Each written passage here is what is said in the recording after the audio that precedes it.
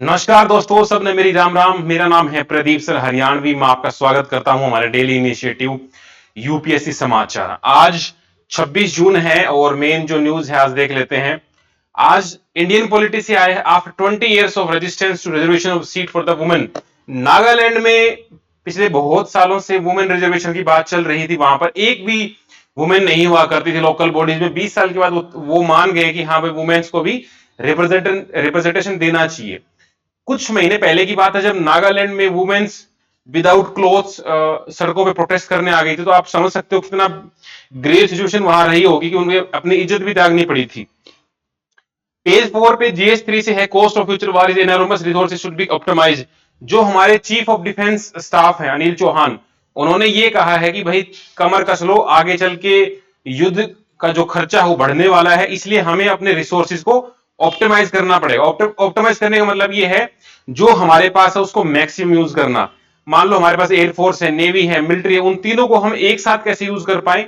Civil military सारे resource अगर हमें झोंकने पड़े तो हमें कैसे हम उसको कर पाएंगे। तो यहां से आपको मिलता है डिफेंस इंटरनल सिक्योरिटी के बारे में।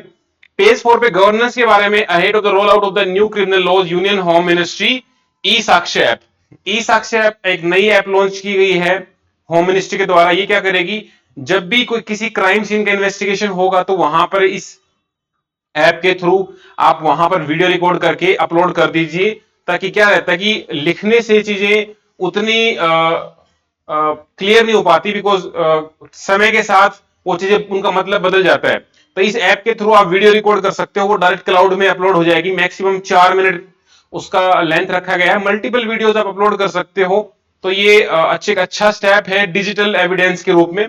आपको मेंस में भी यूज कर सकते हो। ई साक्ष्य याद रखना, ऐसे ऐसे वर्ड जो है प्रीलिम्स में बहुत काम आते हैं। ई साक्ष्य, इसके फीचर पूछे जाएंगे प्रीलिम्स में कि ई साक्ष्य ऐप में भाई होम मिनिस्ट्री ने बनाई है या मिनिस्ट्री ऑफ इलेक्ट्रॉनिक्स ने, क्योंकि इलेक्ट्रॉनिक का लग रहा है। फिर बोलेंगे मैक्सिमम लेंथ 4 मिनट हो सकती है एक वीडियो की। आपको लगेगा यार क्यों 4 ही क्यों होगी, लेकिन कुछ चीजें जो फिक्स कर दी जाती हैं उसको प्रीलिम्स में पूछा जाता है।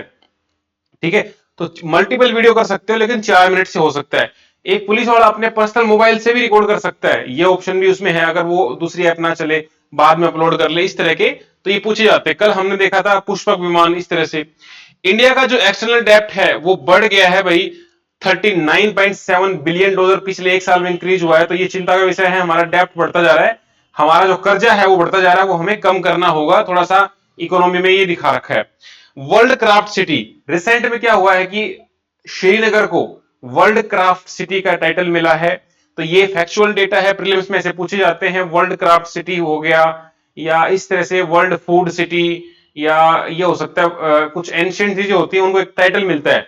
तो सीधा सीधा आता है, जैसे एक क्वेश्चन आया था ट्री सिटी हैदराबाद को बोला गया था कुछ साल पहले। तो इस तरह से ये city of music, city of lakes, है ना। तो इस तरह से श्रीनगर को बोला गया है, ये ध्यान रखना। आज का एडिटोरियल है वो कह रहा है कि हमारे देश में एक नेशनल सिक्योरिटी स्ट्रेटजी होनी चाहिए, एनएसएस। तो जैसे यूएस में होती है एनएसएस, तो इंडिया में नहीं है। तो जो आर्टिकल लिखने वाले राइटर हैं वो पूरे आर्टिकल में यही कह रहे हैं कि भाई एनएसएस होना चाहिए, इसके फायदे गिना रहे हैं। जब इसको आर्टिकल को पढ़ेंगे तो अच्छे से बताऊंगा। आज मैपिंग में हम पेनिनसुलर प्लेट्यू को देखेंगे। चलिए स्टार्ट करते हैं। पहला आर्टिकल हमारा है इंडियन पॉलिटी के साथ। नागालैंड, नागालैंड आपको पता रहेगा कि हमारा एक नॉर्थ ईस्टर्न स्टेट है। वहां पर वुमेन को रिजर्वेशन लंबे समय से डिमांड चल रही थी, तो आर्टिकल 33% रिजर्वेशन को मिलने जा रहा है। अच्छी अच्छी बात है, डेवलपमेंट के लिए सिग्निफिकेंट पॉलिटिकल और सोशल मूव है। इसमें दो आर्टिकल आते हैं। एक तो आर्टिकल 371A, ये एक प्रोटेक्शन देता है नागालैंड को कि वो अपने लोकल काउंसिल्स को प्रोटेक्ट कर पाए। तो रिजर्वेशन देना उनके लोकल कल्चर को हार्म करता है, इसलिए गवर्नमेंट को ज्यादा नहीं कर रही थी। लेकिन इसके अलावा 243T, ये भी तो एक रिजर्वेशन देता है, सुप्रीम कोर्ट के डायरेक्शन के अकॉर्डिंग नागालैंड को देना चाहिए। तो अक्सर ऐसी पॉलिटिकल जो डिबेट होती है उसमें आर्टिकल आते हैं, वो आर्टिकल पेपर में पूछ लिए जाते हैं। तो अच्छी खासी बात है, वो चाहते हैं कि भाई पैट्रियार्की रहे, पहले वाला सिस्टम ही रहे, वुमेन को देंगे तो हमारा स्ट्रक्चर बिगड़ेगा। बट ऐसे प्रूफ भी हो रहे हैं, अगर women women are considered better administrator, उनको घर चलाना अच्छे से आता है, तो उनको रिजर्वेशन अगर देंगे तो कुछ ना कुछ कंट्रीब्यूट ही करेंगे, नुकसान नहीं करेंगी। यहां पर एक वर्ड आया स्टैम्ड। स्टैम्ड का मतलब क्या होता है, जब किसी प्लांट को एक पतली सी डंडी लगा के सीधा खड़ा होने में हेल्प करता है। तो ये कह रहे हैं कि इस तरह का जो है जुडिशियल इंटरवेंशन को हेल्प कर रहा है। तो एक हमें यूनिफॉर्मिटी भी चाहिए अक्रॉस द स्टेट्स में। कुछ स्टेट्स में भाई देखो हरियाणा है, हरियाणा में वुमेन रिजर्वेशन 50% तक कर दिया गया है, तो यहां पर 33% तो होना ही चाहिए। ठीक है, अभी वुमेन रिजर्वेशन लोकसभा में आने वाला है, इस बार ये क्वेश्चन आया था प्रीलिम्स में 18 लोकसभा के बारे में और वुमेन रिजर्वेशन के बारे में। चलो अगला आर्टिकल देखते हैं, हमारे चीफ ऑफ डिफेंस स्टाफ है फिलहाल अनिल चौहान है। इनके बारे में ये कहें तो ये इन्होंने यही बात कही कि भाई हमें अपने ऑप्टिमाइज करने होंगे। इनका मेन काम यही है कि एयरफोर्स, मिलिट्री और नेवी एक साथ मिलकर काम करे। जब बहुत सारी चीज एक साथ काम करती हैं कोऑर्डिनेशन में, तो रिजल्ट बेहतर आते हैं। It is known as power of association. Suppose हमारे हाथ पैर एक साथ काम ना करें तो हम, जैसे कोई कोई स्पोर्ट्स खेलते हैं, बैडमिंटन मान लो, बैडमिंटन में हमारा ब्रेन, हमारे हैंड, हमारा पैर, हमारा कोर, हमारा एब्स, हमारी बैक, शोल्डर, सारे कोऑर्डिनेशन में काम करते हैं, इसीलिए हम चल पाते हैं, इतनी तेजी से खेल पाते हैं।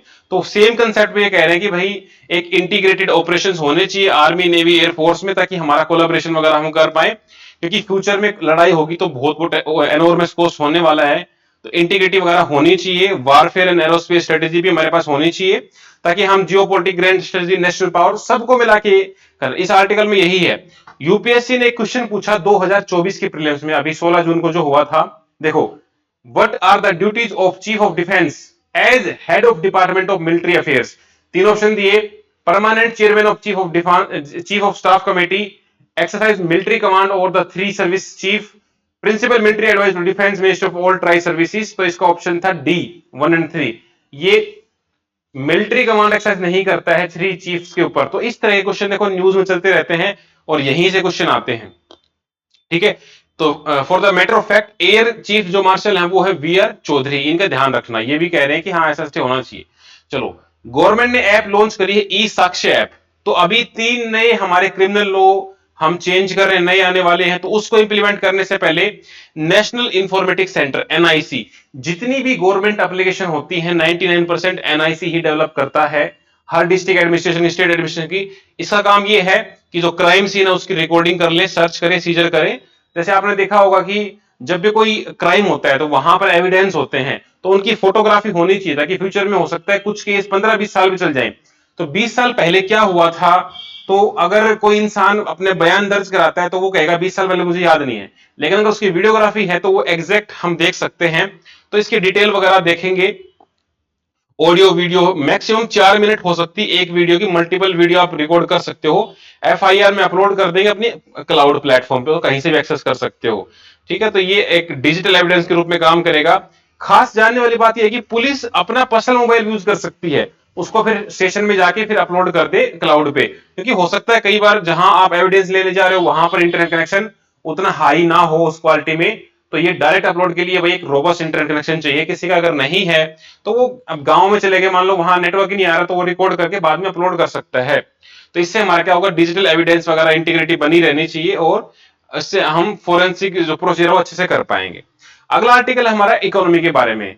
इकोनॉमी ये कह रही कि पानी में गई छपाक, एक्सटर्नल डेप्ट जो है वो 663 बिलियन डॉलर पहुंच गया है। मतलब इमेजिन करो कि इतना हमारा एक्सटर्नल डेप्ट है, लेकिन हमारी इकोनॉमी पे एक्सटर्नल डेप्ट तो बहुत ही कम है, लेस देन 10% है। 90% तो इंटरनल डेप्ट है हमारा।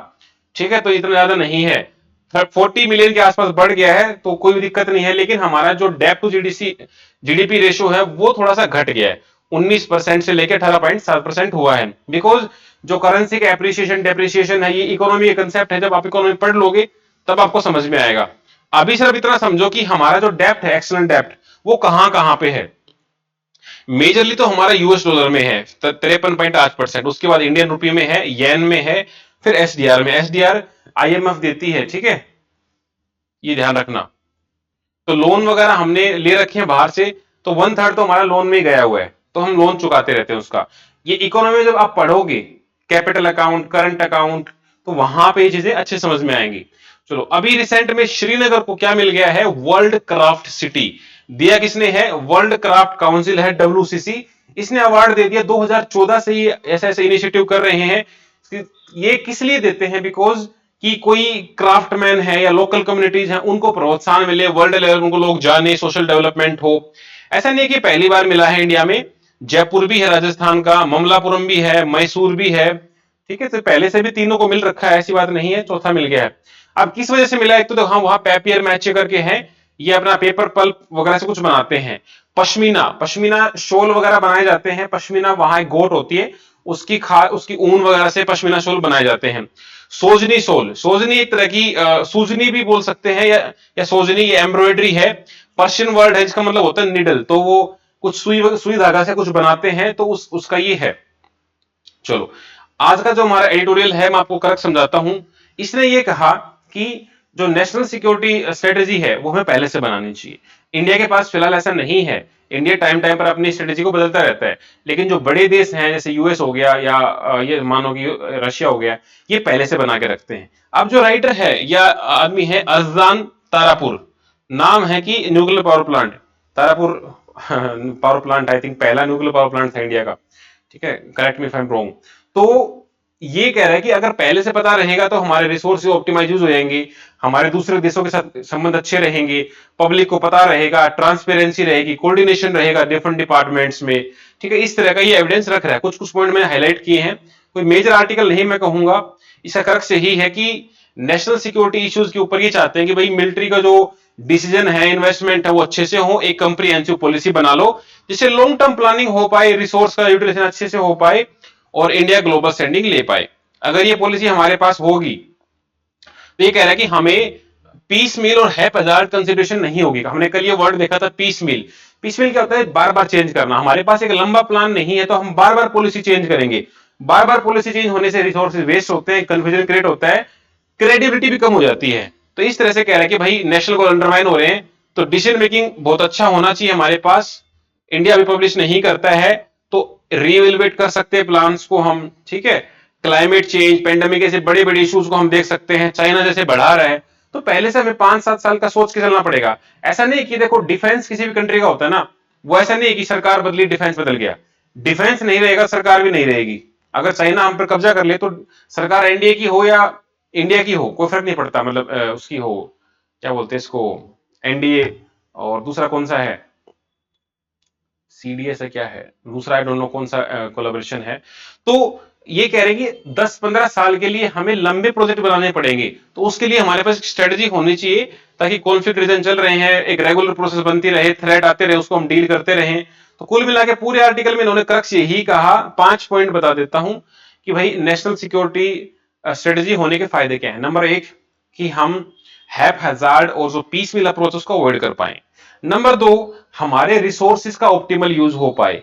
नंबर 3, जो वर्ल्ड लेवल पर हमारी क्रेडिबिलिटी है वो बनी रहे, ताकि सबको पता है कि ये पॉलिसी है, तो फिर बाहर से जो डिफेंस एक्सपोर्ट इंपोर्ट कर रहे हैं वो हो पाए। नंबर 4, जो हमारे इंटरनल डिपार्टमेंट उनमें कोऑर्डिनेशन हो पाए। नंबर 5, ट्रांसपेरेंसी एंड अकाउंटेबिलिटी हो, पब्लिक को ही पता रहे कि हमारी कंट्री की क्या स्ट्रेटजी है। तो इस पूरे आर्टिकल से 5 पॉइंट निकाल के अपने आंसर में डाल देना, कहीं अगर ये आ जाए तो इतना ही इससे वर्थ इट है। देखो ये हमारे चल रहे हैं फिजिकल डिविजन्स, तो हमने हिमालयस देख लिया, अब प्लेन हमने देख लिए थे। आज हम देखेंगे ये वाला प्लेटू। देखो पेनिनसुलर प्लेटू लार्जली बहुत स्टेबल है, इसके अंदर बहुत सारे छोटे छोटे प्लेटू बने हुए हैं। पहले वो देखते हैं। देखो ये पूरा पेनिनसुलर प्लेटू है, इधर अरावली माउंटेन्स हैं, इधर मारवाड़ प्लेटू है, मालवा प्लेटू, ये विंध्यन रेंज है कंटिन्यूअस, ये सतपुड़ा रेंज है, ये ब्रेक हो रखी है। ऊपर सेंट्रल हाईलैंड, बुंदेलखंड, बाघेलखंड, इधर राजमहल हिल्स या मेघालय। राजमहल और मेघालय के बीच में एक गैप है, इसको हम मालदा गैप बोलते हैं। इंडिया का सबसे रिचेस्ट जो एरिया है मिनरल के मामले में वो है छोटा नागपुर। नाम छोटा है लेकिन दर्शन बड़े हैं। यहां गरजात हिल्स हैं, इधर वेस्टर्न घाट्स हैं, इधर ईस्टर्न घाट हैं। वेस्टर्न घाट कंटिन्यूअस है, ईस्टर्न घाट टूटे हुए हैं। यहां पर तेलंगाना प्लेटू, कर्नाटका प्लेटू, महाराष्ट्र प्लेटू, दंडगणिया प्लेटू, छत्तीसगढ़ प्लेटू। दंडगणिया प्लेटू बहुत इंपॉर्टेंट है, यहां से गोदावरी रिवर, महानदी रिवर निकलती है, तो ये ध्यान रखना, गोदावरी महानदी वाला डंडा मार मार के महान बना रखा है, ऐसे याद कर रखा था मैंने। तो मैंने आपको सारा बता दिया है। नर्मदा रिवर यहां से बहती है। मोस्टली जो रिवर है हमारी वेस्ट टू ईस्ट की तरफ बहती है, बिकॉज उसका स्लोप ही ऐसा है। लेकिन नर्मदा और तापी ईस्ट से वेस्ट की तरफ जाती है, बिकॉज रिफ्ट वैली है, 2 पहाड़ है बीच में से वो जाती हैं। ये आपको ध्यान रखना पड़ेगा बस, ठीक है। तो ये हमारे प्लेटू है, थोड़ा सा अपने एटलस को खोलना, वहां थोड़ा सा सर्कल अंडरलाइन या हाईलाइट कर लेना, ठीक है। बस इतना ही काम का रहेगा। आज के हमारे क्वेश्चन देखते हैं। 1/3 reservation for women in parliament will came into effect from the 18th Lok Sabha.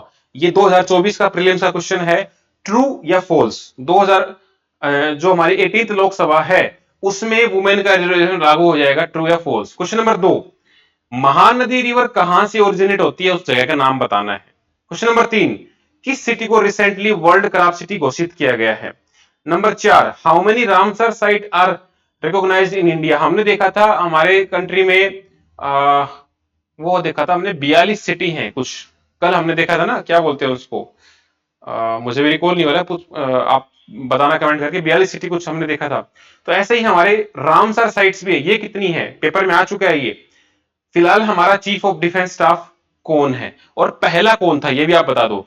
काफी बच्चे हैं मैं देख रहा हूं जो रेगुलर हैं, डेली डिटेल में कमेंट करते हैं, दैट्स गुड फॉर देम। 6 महीने आप बेटा ऐसे ही कमेंट करते रहो और देखना 6 महीने बाद यही क्वेश्चन जब आपके एग्जाम में आएगा आपको लगेगा तो कुछ भी नहीं है, और बाकी बोलेंगे सर इतना टफ कहां से आ गया, रिकॉल ही नहीं हो रहा था। यही डिफरेंस होता है स्लो स्लो डाइट लेना। ठीक है, अभी एग्जाम को होने में 6 महीने से ऊपर है, लेकिन आप जो स्लो स्लो आप डाइट ले रहे हो, बादाम खा रहे हो डेली दो दो दो तो वो आपको जाके ताकत देगा। जब एग्जाम से पहले सारे करंट अफेयर में तब भी करा दूंगा, लेकिन उस टाइम पर एकदम से आएंगे, एकदम से 100 बादाम खा लेना और 100 दिन तक एक एक बादाम खाने में आपको डिफरेंस पता रहेगा। तो आई होप आपको वीडियो अच्छी लगी होगी। सारे 500 के 500 आंसर कमेंट करना और वीडियो को लाइक करना। Thank you.